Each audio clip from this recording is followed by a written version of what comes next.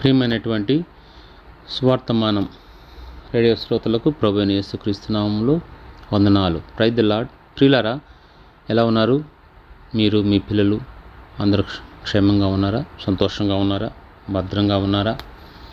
ప్రభు మనల్ని ప్రేమించి తన స్వకీయ సంపాద్యంగా సొత్తైన ప్రజగా చేసుకున్నాడు.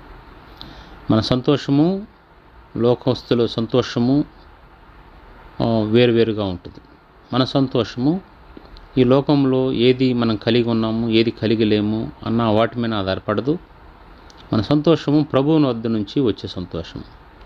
ఇది పరసంబంధమైన సంతోషం. కాబట్టి మనం మనకున్నటువంటి అన్ని ఇబ్బందుల్లో, ఇరుకుల్లో, కష్టాల్లో సంతోషించే వారంగా ఉండాలి. చాలామంది క్రైస్తవులు అనుకుంటారు ప్రభువులోకి రావడంతోనే మనకున్నటువంటి సమస్యలని తీరిపోతాయి, కష్టాలని తీరిపోతాయి, చాలా సుఖవంతమైన జీవితం ఉంటుంది అనుకుంటారు. అది పూర్తిగా తప్పు. దేవుడు ఎక్కడా కూడా ఆ విధంగా చెప్పలేదు.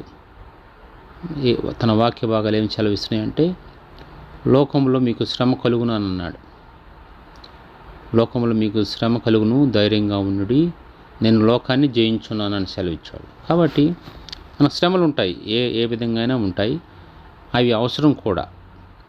కాబట్టి మనము ఏ పరిస్థితుల్లో ఉన్నప్పుడు కూడా ఆ పరిస్థితుల్లో మనం ఆనందించి మనం ప్రభు పనులు చేస్తూ ముందుకు వెళ్ళాలి. ఈ పరిస్థితులు ఇట్లా ఉన్నాయి కాబట్టి నేను పరిచర్య చేయలేను, నేను ఈ విధంగా ప్రభు కొరకు నమ్మకంగా ఉండలేను, ప్రభు నాకు ఇచ్చిన బాధ్యతను నేను నెరవేర్చలేను అని అనుకోకూడదు. అది చాలా పాపం మనం అట్లా చేయకపోతే. దేవుడు మనల్ని ప్రత్యేకించినప్పుడు, మనల్ని ఎన్నుకున్నప్పుడు మన ఎడల ఆయన అంత ఉద్దేశం, ఎంతో గొప్ప ఉద్దేశాలు కలిగి ఉన్నాయి కాబట్టి, సో మనము ఆయన ఆశను తీర్చేవారంగా, ఆయన కోరిక నెరవేర్చేవారంగా ఉండాలి.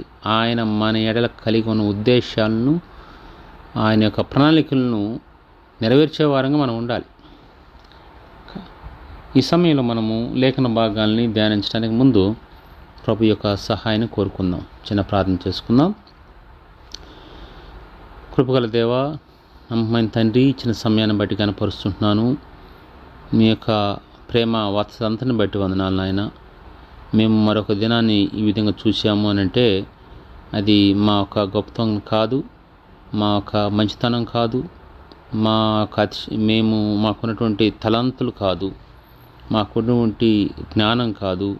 ఇది కేవలము మీ యొక్క ఉచితమైన కృప. మమ్మల్ని మీరు ప్రేమించి మరొక దినంలోకి ప్రవేశింపజేశారు.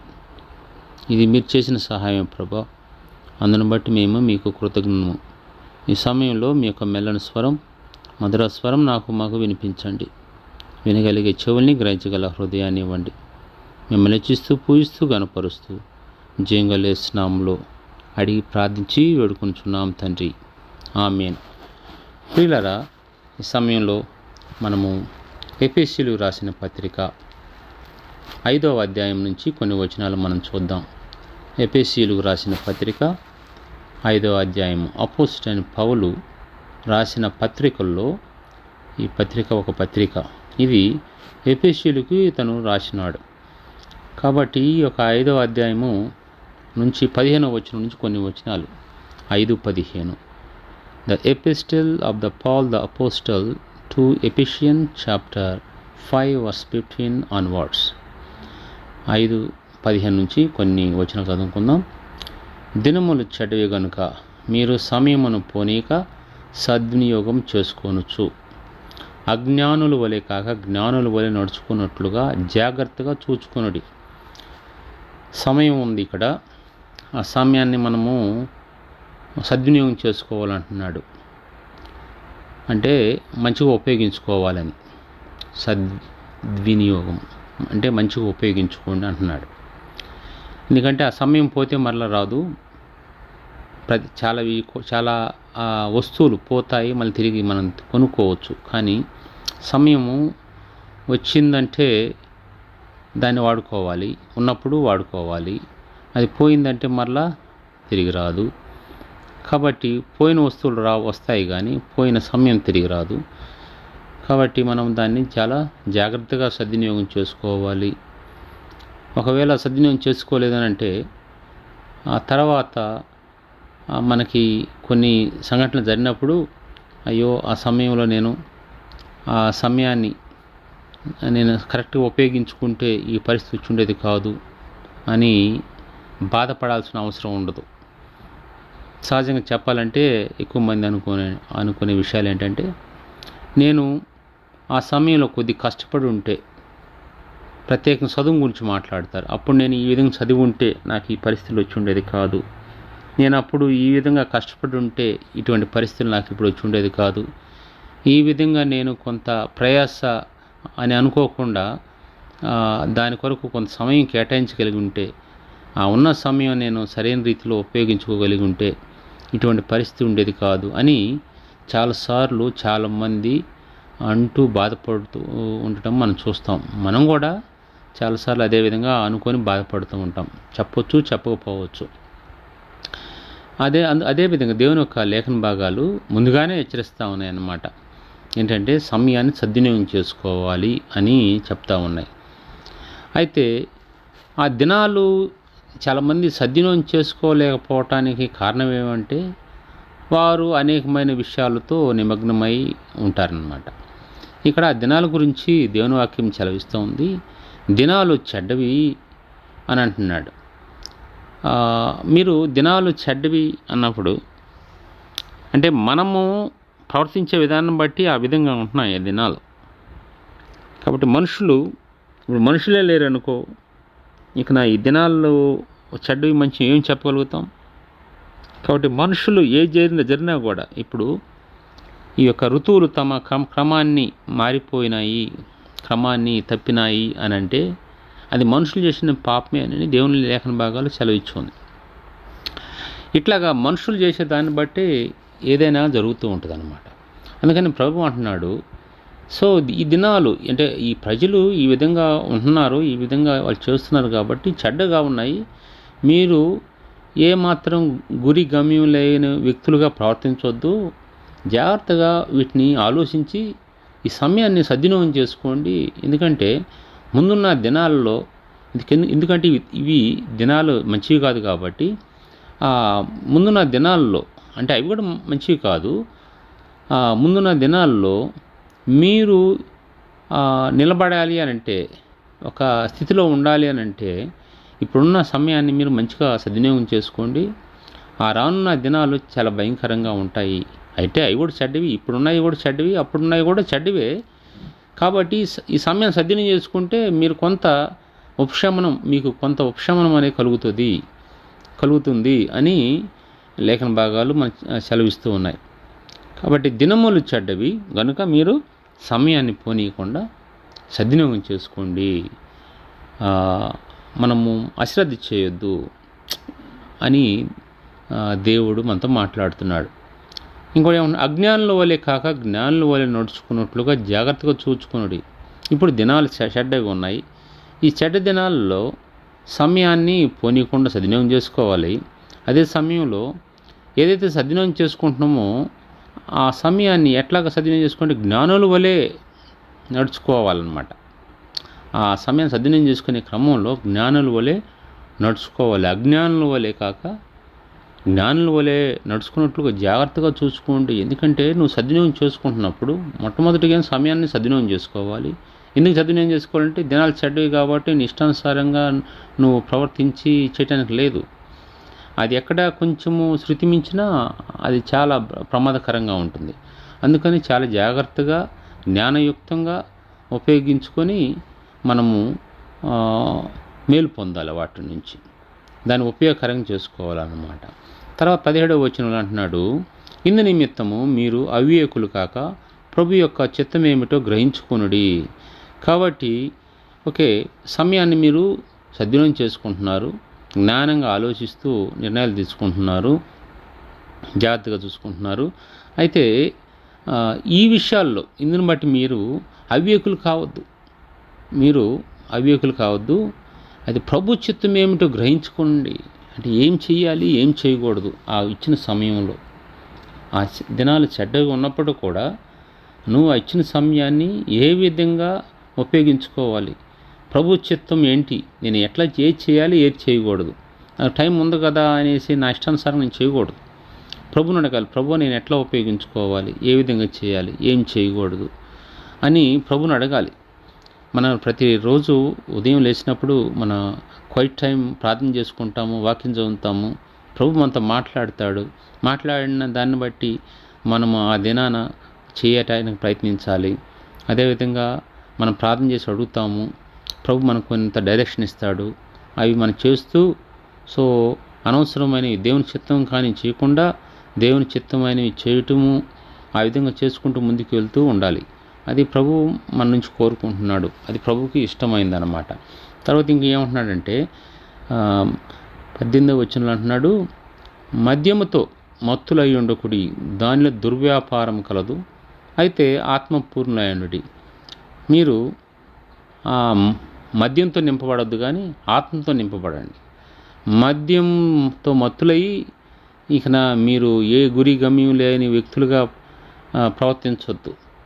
అది ఆత్మపూర్ణులండి, ఆత్మతో నడిపించబడండి, ఆత్మ చెప్పిన మాట వినండి, ఆత్మకు లోబడండి అని దేవుడు సెలవిస్తున్నాడు. అప్పుడు 19వ వచనంలో, ఒకరినొకడు కీర్తనలతోనూ సంగీతములతోనూ ఆత్మ సంబంధమైన పాటలతోనూ హెచ్చరించు, మీ హృదయముల్లో ప్రభును గూర్చి పాడుచు కీర్తించుచు. సమయాన్ని సద్వినియోగం చేసుకునే క్రమంలో దేవుని చిత్తాన్ని తెలుసుకునే, దేవుని చిత్తం ప్రకారం నడుచుకునే క్రమంలో మనం ఇవి చేయాలన్నమాట. అంటే ఈ విధంగా చేస్తూ ఉండటం అనేది చాలా అవసరం, ఉపయోగించుకోవాలి సమయాన్ని. అంటే అట్లానే పని చేయొద్దు అని కాదు, పని చేయాలి. సో మన వేరొక సమయంలో కీర్తనలు పాడాలి, సంగీతములతోనూ ఆత్మ సంబంధ పాటలతోనూ హెచ్చరించు. మనం ప్రభు అంటే మన హృదయాల్లో అంటే ప్రభువును గూర్చి పాడుతూ ఉండాలి, అట్లా ఉపయోగించుకోవాలి. ఈ చెడు దినాల్లో ప్రభుని గురించి పాడాలి, ప్రభు ప్రార్థన చేయాలి, ప్రభు వాక్యం చెప్పాలి, మనం మన పనులు చేసుకోవాలి. సో మనము ఒకరినొకరు హెచ్చరించుకోవాలి, ఒకరినొకరు సరి చేసుకోవాలి.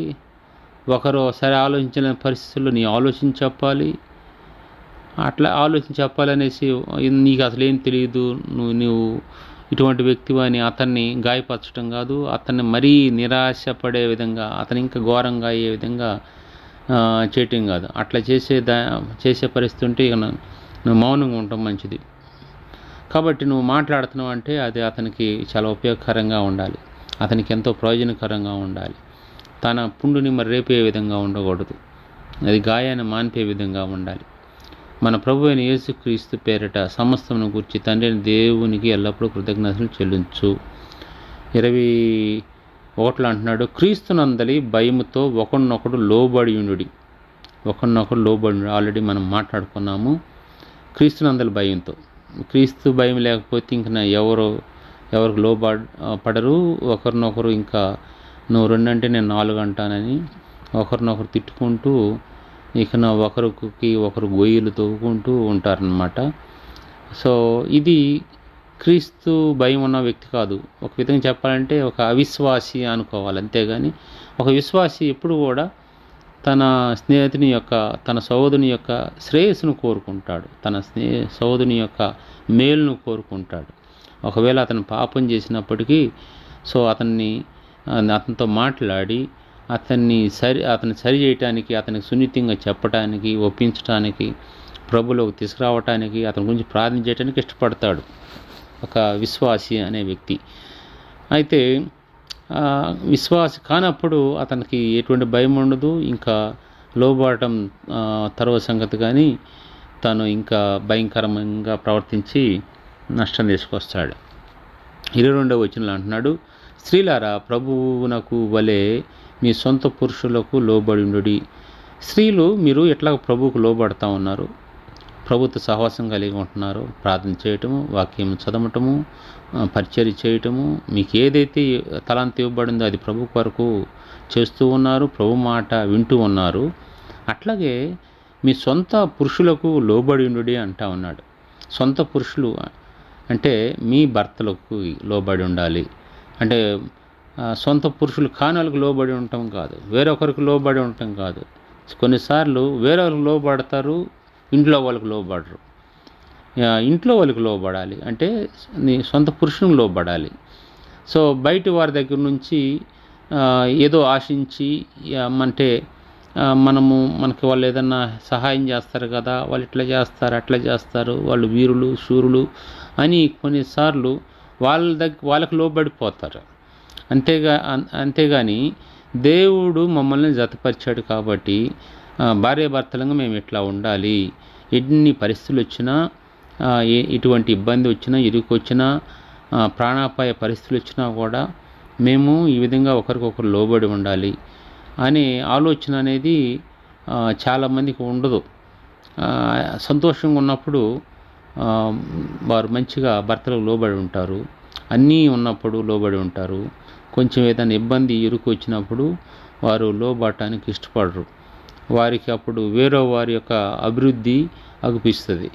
వారి అభివృద్ధి అగుపించినప్పుడు పోల్చుకుంటారు, మన పరిస్థితి ఎందుకు ఉంది అట్లా ఉందనేది. అయితే మనం సంతోషంగా ఉన్నప్పుడు వేరొకరు ఇట్లా ఉన్నప్పుడు అప్పుడు పోల్చుకోరు. వాళ్ళు అట్లా ఉన్నారు, మనం ఎందుకు ఇట్లా ఉన్నాము, మనం కూడా వారు ఉన్నటువంటి ఇబ్బందుల్లో మనం కూడా ఉండాలి కదా, వారికి కలిగిన నష్టంలో మనకు కూడా అదే నష్టాలు రావాలి కదా అని అనుకోరు. సో ఇది మనిషి యొక్క స్వభావం అన్నమాట.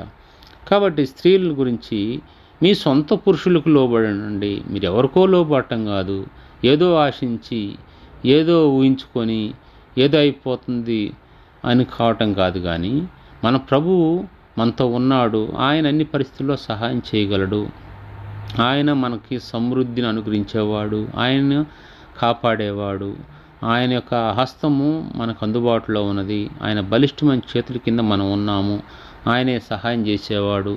అందరికీ రోజులు ఒకే విధంగా ఉండవు.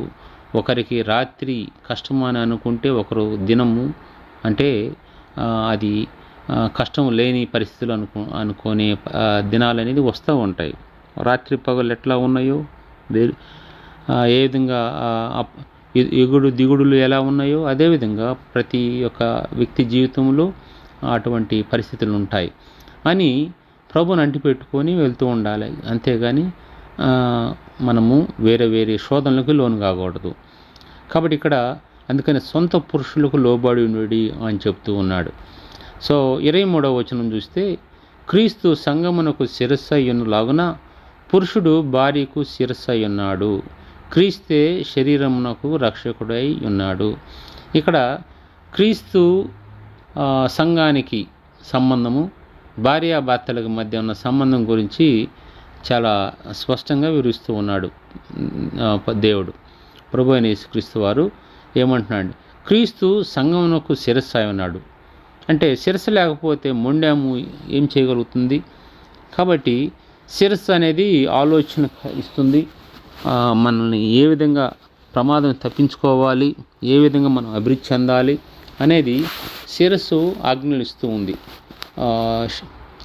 చేతులకి కాళ్ళకి ప్రతిదీ కూడా శరీర అవయవాలకి చేయటానికి ఆజ్ఞ ఇస్తూ ఉందన్నమాట, నడిపిస్తుంది.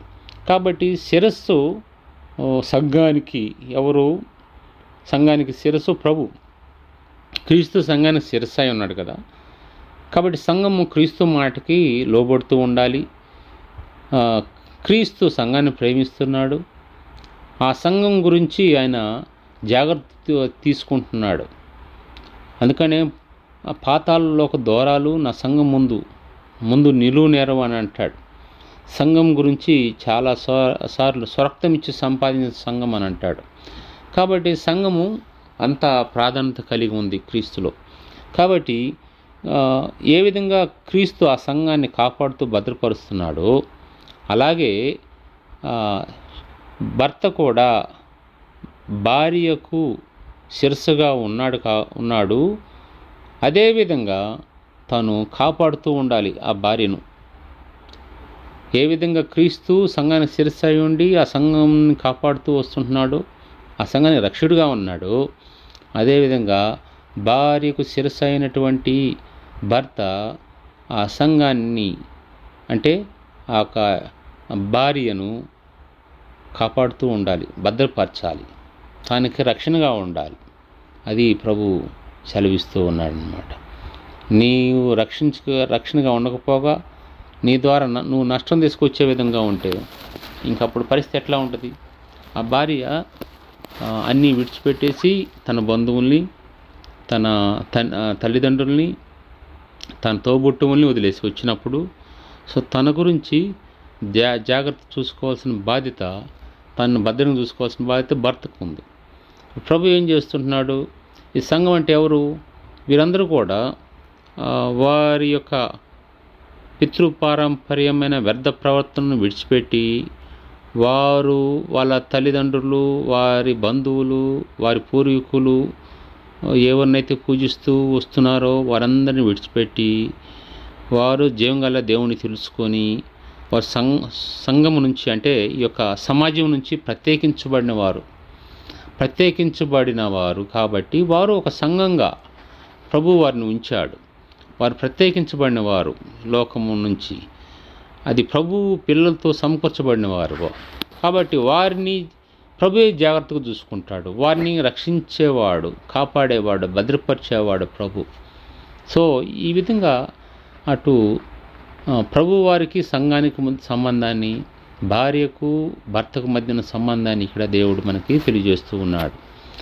సో 24వ వచనం చూస్తే, సంఘము క్రీస్తునకు లోబడినట్టుగా భార్యలు కూడా ప్రతి విషయములోనూ తమ పురుషులకు లోబడవలెను. ఇక్కడేమో ఈ యొక్క సొంత పురుషునికి లోబడి అని 22వ వచనం చెప్తూ మళ్ళీ ఇంకొక 2 వచనాల తర్వాత ఒక వచనం వదిలేసి ఇంకొక వచనంలో అక్కడ ఏమంటున్నాడు? 24వ వచనంలో భార్యలు ప్రతి విషయంలోనూ తమ పురుషులకు లోబడవలెను. ఇది మిస్ అయిపోతుంది. లోబడలేకపోయిన కారణాన్ని బట్టి చాలా కుటుంబాల్లో కూడా చాలా అనేక రకాల ఇబ్బందులు, అనేక రకాల అంటే తికమక, అనేక రకాల అంటే పరిస్థితులు లోనవుతూ ఉన్నాయి. చాలా కుటుంబాలు ఈ దినాల్లో విచ్ఛిన్నం కావటానికి కారణం ఇదే. ఈ లోబడలేని స్వభావం వలన, పోటీ పడటం వల్ల, నీకంటే నేనే గొప్ప అనుకోవటం వల్ల సో చాలా నష్టాన్ని చూస్తూ చాలా కుటుంబాలు పరిత్యాగ పత్రికలు తీసుకొని, అంటే విడాకులు తీసుకొని వారు దూరంగా ఉంటూ ఉన్నారు. వారు ఆ తర్వాత ఎంతో నష్టాన్ని అనుభవిస్తున్నారు. వారు ఆ విధంగా భార్యాభర్తలు సపరేట్ అయిపోవటం ద్వారా వారి పిల్లలు ఎంతో నష్టపోతున్నారు. వారికి సరైనటువంటి గైడెన్స్ లేకుండా వారికి ఏ విధంగా వారు జీవించాలో సరైన రీతిలో నడిపించలేని కారణాన్ని బట్టి, తల్లిదండ్రులు వారికి తెలియజేయలేని కారణాన్ని బట్టి తల్లిదండ్రులు ఏం చేస్తున్నారంటే పిల్లల్ని ఈ యొక్క సమాజానికి ఒక పురుగుల వలె ఉన్నట్లుగా వాళ్ళు దోహదపడుతున్నారు. వారు ఈ యొక్క పిల్లలు అనేకమైన అలవాట్లు లోనైపోయి, ఎందుకంటే వారికి సరిచేసేవారు లేరు, వారికి చెప్పేవారు లేరు, ఏది మంచి ఏది చూడని చెప్పే పరిస్థితులు లేవు. వాళ్ళు ఏదైతే అనుకుంటారో అదే మంచిది అనుకొని వెళ్ళిపోతూ ఉంటారు. ఆ పర్యవసానాలు ఎలా ఉంటాయో వివరించేది లేదు. ఆ విధంగా వారికి తల్లిదండ్రుల ప్రేమ తెలియని కారణాన్ని బట్టి, తల్లిదండ్రులు నుంచి ఇటువంటి నడిపింపు వారికి లేని కారణాన్ని బట్టి వారు సంఘానికి చాలా ఇబ్బందికరంగా, అంటే సంఘము సమాజం, ఈ యొక్క మనము నివసించే సమాజానికి, సొసైటీకి వారు చాలా నష్టం తీసుకొచ్చేవారుగా, ఇబ్బంది తీసుకొచ్చేవారుగా ఉంటూ ఉన్నారు. అందుకని ఈ విషయాల్లో మనము ప్రార్థన చేయాలి.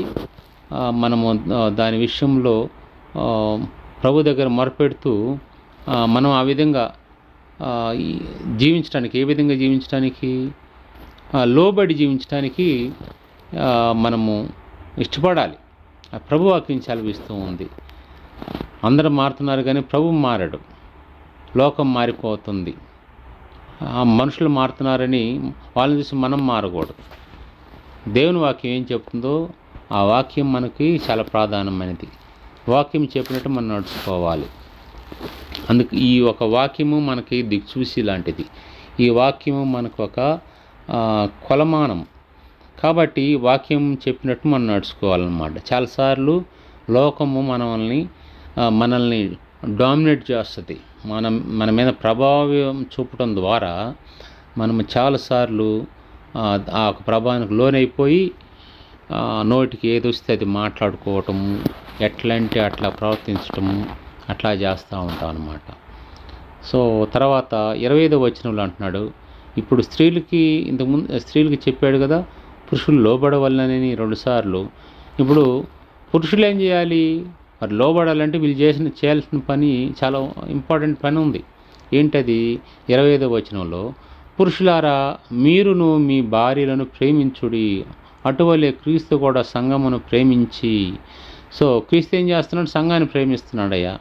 నువ్వు స్త్రీకి శిరస్సు అనుకుంటున్నావు కదా, స్త్రీ నీకు లోబడాలనుకుంటున్నావు కదా, స్త్రీ నీ మాట వినాలనుకుంటున్నావు కదా. అయితే నువ్వేం చేయాలంటే తనను ప్రేమించాలి. తను ప్రేమిస్తే ఖచ్చితంగా లోబడుతుంది. నువ్వు ప్రేమిస్తూ ఉంటే తనకు ప్రేమ కావాలి. ఆ ప్రేమ అందుతున్నప్పుడు తను లోబడకుండా ఎందుకుంటుంది? కాబట్టి నువ్వు ప్రేమిస్తానని చెప్పుకోవడం కాదు కానీ ప్రేమించాలి. ఆ విధంగా చేసినప్పుడు తను నీకు లోబడే వ్యక్తిగా ఉంటుంది. ఆ విధంగా భార్యాభర్తల మధ్య అన్యోన్య సంబంధం ఉండి ఆ కుటుంబాలు బలంగా కట్టబడతాయి. ఆ విధంగా కట్టబడిన కుటుంబాలు సంఘానికి క్షేమంగా ఉంటాయి. సంఘంలో అనేక మందికి మాదిరిగా ఉంటాయి. సమాజానికి గొప్ప గొప్ప యోధుల్ని అందించగలుగుతాయి. ఆత్మీయ యోధులు, ఆత్మీయంగా పోరాడేవారిని, ఆత్మీయంగా నడుచుకునే ఒక పిల్లల్ని సంఘానికి అందించగలుగుతాయి. వారు సంఘాన్ని అభివృద్ధిపరిచే ఒక సాధనాలుగా వారు ఉంటారు. సో కాబట్టి ఆ విధంగా ఉండాలని ప్రభు కోరుకుంటున్నాడు. 26వ వచనంలో అంటున్నాడు, అది కలంకమైనను ముడతైనను అట్టిది మరి ఏదైనను లేక పరిశుద్ధమైనదిగాను. ఇది ఆ ప్రేమ గురించి మాట్లాడుతూ, సంఘం ప్రేమించి అది కలంకమైనను మడతైనను అట్టిది మరి ఏదైనను లేక పరిశుద్ధమైనదిగాను, నిర్దోషమైనదిగాను, మహిమగల సంగముగాను ఆయన తన ఎదుట దాన్ని నిలబెట్టుకొనవలని వాక్యముతో ఉదక స్నానం చేత దాన్ని పవిత్రపరిచి పరిశుద్ధపరచుటికై దాని కొరకు తను తానే అప్పగించుకోండి. అంటే సంఘం కొరకు సంఘాన్ని ఎంత ప్రేమించాడు, ఎంతగా ఆ సంఘం కొరకు త్యాగం చేశాడు అని చెప్తూ ఉన్నాడు. ప్రభువే సంఘానికి శిరస్సుగా ఉండి ఆ సంఘం కొరకు ఆ విధంగా త్యాగం చేస్తే నేను ఎంత? కాబట్టి మనం కూడా భార్యను ప్రేమించాలి, తన్ని మనము జాగ్రత్తగా చూసుకోవాలి అని ప్రభు కోరుకుంటున్నాడు. దేవుడి కొద్ది మాటలు దీవించి ఆశీర్వదించును గాక. ప్రభు చిత్తం అయితే మరోసారి కలుసుకుందాం. చిన్న ప్రార్థన చేసుకుందాం. కృపగల దేవా, మాటలను బట్టి వందనాలు. మా ప్రియులకి ప్రతి అవసరం తీర్చండి, సహాయం